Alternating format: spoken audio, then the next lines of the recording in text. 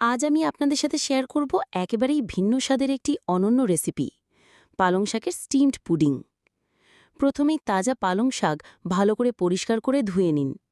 এবার ফুটন্ত গরম পানিতে সামান্য লবণ ও একটু তেল দিয়ে শাকগুলো হালকা ভাপ দিয়ে নিন।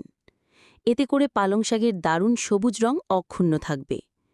শাক ভাপ হয়ে গেলে ঠান্ডা পানিতে আবারও ভালো করে ধুয়ে নিন। তারপর কুচি করে আলাদা করে রাখুন। এবার কয়েকটি ডিমে হালকা লবণ দিয়ে ভালোভাবে ফেটিয়ে নিন। একটি ছোট বাটিতে 1 টেবিল চামচ কর্নফ্লাওয়ার পানির সাথে গুলে সেই মিশ্রণটি ডিমের ভেতরে ঢেলে দিন।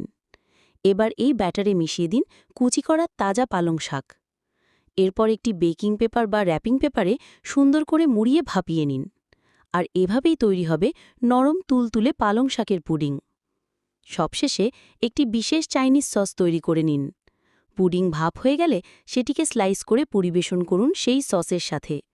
স্বাস্থ্যকর, অনন্য আর একেবারে রেস্টুরেন্ট স্টাইলে তৈরি এই পদটি যদি ভালো লাগে, তবে অবশ্যই একটি লাইক, শেয়ার আর আপনার মূল্যবান মতামত জানাতে ভুলবেন না।